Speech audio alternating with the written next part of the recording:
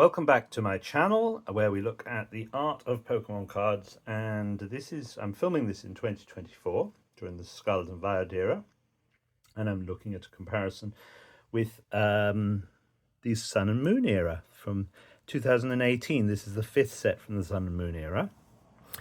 Now in modern times, in 2024, when you buy a booster box of 36 packs, you get at least a holo in every pack, and a couple of reverse holos.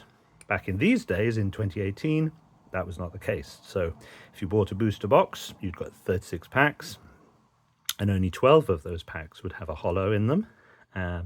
They'd either have a reverse holo as well, or this was the first set that had Prism cards, which filled the reverse holo slot, and you'd usually get about 2 or 3 in a box of Prism stars. Also, the diversity of the top-end cards was incredibly dull. There were no illustration rares or special illustration rares, and all of the half arts, the GXs or better of the Pokemon, were handled by the one art house 5-band graphics, the in-house art team for creatures, which are very boring computer-generated images that have very little artistic merit, and therefore there really wasn't as much to chase in a box. Now, there were full art trainers with much more interesting art, and we'll get to those in a bit. But really, there was more focus, I guess, on trying to find nice artwork within the regular cards, such as this. Of which there isn't a great deal that's stood the test of time as memorable cards. Now, in the modern era, in 2024, Pokemon are using a much more diverse group of artists. They're drawing a lot of their artists from the Pokemon illustration contests, especially the last one, and they have commissioned a lot of the artists that entered those competitions to do cards. So this at the time was the largest set that had ever been printed. It's been superseded considerably several times since, but it was the largest set at the time. But most of the artists you see here are known names that have been in the hobby for a long time, and quite a few of them were given 2, 3, 5 more cards each to draw. Moving forward to 2024, you've got well over 100 artists per set, with a lot of diverse styles. So this feels less interesting, perhaps in some ways, from an artistic point of view, than a modern set, than a 2024 set. But there are still some cards that were very good, and I will try and pick them out. Obviously, on this page, this is the card that beats all others because it's by Mitsuhiro Arita, the greatest artist, my favorite artist. I'll try not to be too biased. But it is a great card. The Dutch tilt, the lighting from behind, the low camera angle, the cleanness of it, beautifully painted. I mean, the grass is exceptional. The sky in its simplicity and light is exceptional. Real menace. You've got a little solar flare. Yeah, very beautifully done card. Top marks to Arita for that one. It's not even a Pokemon I like. So there we are. On this page, you've got some Kawaii, this one and this art, which are good. The Mahou is an interesting piece of graphic art. Typical Mahou. Strong, bold outlines on the Pokemon, done in a red line rather than a black line, which gives it lightness and colour. It's not a memorable card, but it's a nice piece of Mahou artwork. And there's an Uyama. There's a better Uyama later, but there are a couple of Uyamas in this set. So that's all I will say on that. On this page, here we go, the first of the 5-band half arts, I don't know why people refer to them as half arts, because they're not half arts. They are all over the card. But regular GX cards has no real artistic merit in my eyes. They're very, very dull cards. The Mizui Shaman, a little bit too cute, but the background's very nice. What else is interesting on here? Nagishi doing Monferno is very Yeah, it's okay. Obviously, yeah, the Komiya here of the three little Alolan Vulpixes in the snow is a memorable card. That's a card that yes, it is memorable. It is remembered. Yeah. It's not an art. He's not an artist that appeals to my eyes or my aesthetic, but I can appreciate his art. This is an interesting card. This is by Anisaki Dynamic, and I don't think the execution of the painting of it is particularly strong, but the concept I like a lot, with this the horizon of the snow going across from corner to corner, and the action of Alolan Sandslash running through the snow, seemingly chasing down prey or something, because there's footprints it's following, but nothing else. The Sotaro Buizel is a little disappointing. I think the face is very weird. Kimura's Floatzel, not Kimura's strongest card. I like this Kawaii Manaphy. And a few of the cards have this theme in the background of the Ultra Beasts coming through wormholes into the world and disturbing the native Pokemon. That's a nice piece of Kawaii, actually. Kimura's Rotom, very well painted, very lovely Kimura background. I just don't like Rotom as a design. Scav doing Luxia or Tetsuya Koizumi at the time. This is the other Uyama. This is the Japanese, obviously, without the yellow edges. That's cute. That's really cute. But Uyama is not a particular favourite of mine, but I just think that's a particular nice card because Pachirisu is very cute. So here we have a Prism Star, and you get 2 or 3 of these in a box. And at the time they were sort of new and exciting and somewhat chase cards, I guess. And they, with a black edge and the hollow prism on it, or diamond, they were okay. Not very memorable cards. The strongest one in this set is probably the Darkrai, which we'll see in a moment. There's a couple here. There's nothing particularly memorable on this page. Let's have a look at this Krogunk. This is by Satoshi Nakai. And no, sorry. It caught my eye, but no. Obviously, another Arita here. This is a very nice Lucario. Arita has done Lucario many times. Really has a feel for Lucario, and it's just very good, clean artwork. I prefer whether there's an alternate art of this, we'll see in a bit, but this is nice. This is Kawaii stretching perspective to the extreme, so Persimmion's foot compared to Persimmion's hand in this line of action that comes through the shot. Very dramatic. And I actually quite like this Yumi Hippopotas, with the dappled light across it. The background is very nicely done, of a sort of savannah, I guess. Little disconcerting that his mouth doesn't seem to actually go anywhere. There isn't a sense of depth in the mouth, but that's a minor criticism. This is such a bizarre card. This is by Hitoshi Ariga, and the motion lines on Honchkrow would suggest that it's flying backwards, because that's what motion lines in cartoons, certainly in Western artwork, suggests that the movement is that they're trails behind where you're moving from. So this would suggest Honchkrow is going backwards. I'm sure it's not, but it just gives that impression. Let's see. Yeah, I thought this was probably the best Prism card in the set. This is the Darkrai, and this is by Naoki Saito. And I think It's very dramatic. I mean, there's a lot of black here, and that works very well for Darkrai, obviously. Quite a nice little card, but then they're not that exciting.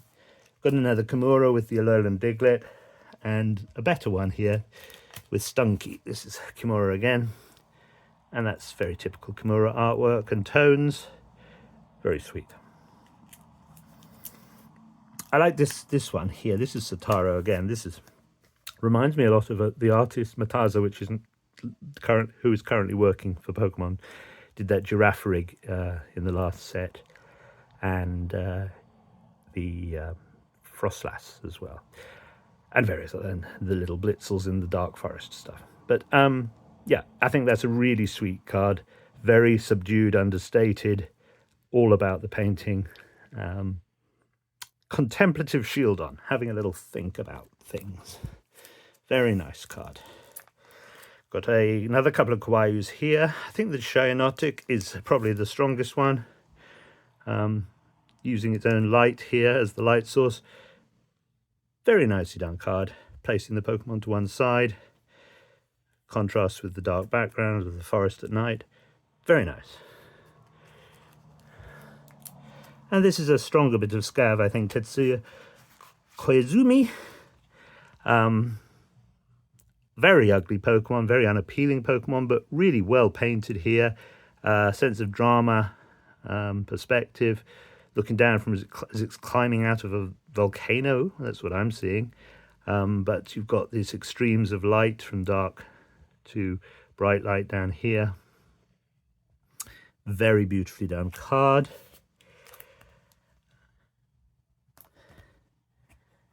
There's a couple of Eevees here. One is by Atsuka Nishida and one is by Ishikawa, but neither of them particularly strong or interesting to me. They're okay. I'm not saying they're bad. I was disappointed by these Himeno bunnies because I don't like her art style at this period. It's a little bit too plasticated. And I also don't like the setting of Bunnery in a jungle. It just feels wrong. Or indeed Lopunny at a tea party or whatever it's having. Lopunny's such an ugly, weird Pokemon. Ugly, weird Pokemon again. Is there anything I want to talk about here? Yes, there are. There are a couple of nice cards, actually. This is actually a very memorable card for all the wrong reasons. It's a horrible Pokemon, and I'm not particularly fan. It's just, I will always remember that card because it's so silly. This is a nice card.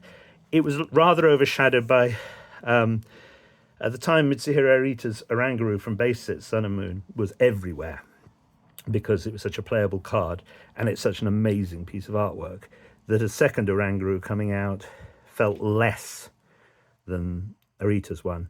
However, Saito has done a really nice job here.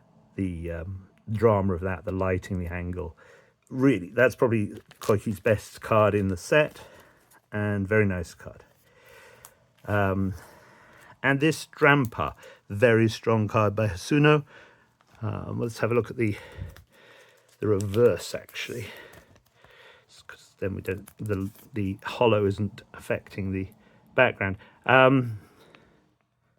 Really strong card. Weird Pokemon. Excellent piece of painting, that. So that gets good marks from me.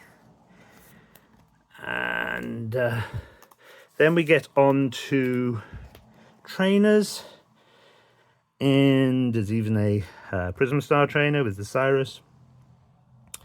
There's nothing particularly interesting here. Sanosuke Sakuma has done the Pokemon Fan Club. It's probably the most interesting of the cards. And there's another Prism Star Energy here. And then we get on to the box hits, which you'd get one of these per box. And you were nearly always going to be getting a bit of 5-ban. And they were the background color. There is texture. There is, because we're trying to catch the texture on the camera. So you do get a sort of swirl background. Lifted the Pokemon out. But these are not interesting cards. But they were the hit, and you were hoping to get them out of your box. Yeah, we are spoiled these days. So 5-band did all the way through here. They also did all the hyper rares, the rainbow rares. I'm missing 5 of these because I just could not be bothered to chase them down or pay the money to get them because they are so tedious, and they're just repeat artworks of these but without any color or limited color. These are the most interesting cards in the set, and this is obviously the chase card from the set now, because it has some value. It's dropping in value all the time because people are realizing that the waifu cards, especially in English, are just not, they're overhyped. I quite like it. It's Naoki Saito. Other than this leg, great card. The leg, terrible. Looks like she's got a tiny, broken, withered leg going off at a funny angle. It doesn't make sense to me. It wasn't actually the chase card at the time of release. That was this card. Because this was a reprint, different artwork of the original Sun and Moon base set Lily. It's better artwork than the first one, but it was just a repeat of that. But Cynthia was a new card and was playable. And Cynthia is, I think, a much more interesting character than Lily. She certainly stood the test of time, been around a lot longer. But this is really strong artwork by Nagamiso. Yeah, so that was the chase card at the time, but I think nowadays this is seen as the chase card. We've got Kanako Eo here with Lana. Love Kanako Eo. This is a great bit of artwork of a character I don't particularly like, Gardenia. Love this hand. The overall painting of this is very well done, but this person has no style. From the haircut to the clothes, they have no riz, as it is now. This is a very strong card. This is possibly my favorite artwork of all of these. Yeah, it probably is. It's Kodama, who is a great artist. The delicacy of this hand is just superb. The color choices, incredible. Yeah, excellent card. Probably the strongest artwork of anything on this page. And then we got all loads of gold cards. I'm missing the secret rare, whatever it's called. I think it was a Lunala, a gold version of Lunala from Sun and Moon Bait. I can't remember, but I haven't got that one. And then you got 4 pre-releases. So I did say I wanted to just mention this one briefly. This was the best of the pre-releases, obviously, because it's Arita, and also because it's Lucaria, who is just an amazingly good Pokemon, brilliant design, very popular. This is English exclusive artwork. There is no Japanese print of this. Probably not of the other ones, but I don't know. I haven't looked into that. But because I collect Arita, I'm aware of the fact there is not a Japanese print of that. So that is a look at Ultra Prism. It was a big set. It's not as big as modern sets, and it's not as diverse or interesting as modern sets. Will it be remembered? Probably not greatly. In 10 years' time, people are not going to be thinking back fondly about these sort of sets from the Sun and Moon period and thinking, oh, those were the halcyon days of wonderful sets. If Pokemon even survives, because they're starting to make some really bad marketing decisions. Just look at Shiny Treasure. They really do need to get their game sorted out quickly, or they are going to start losing this whole thing. Okay, so that is my thoughts about Ultra Prism. And we'll finish on this card. Just have another look at it because it is so beautiful. There we go. Okay, that's it for now.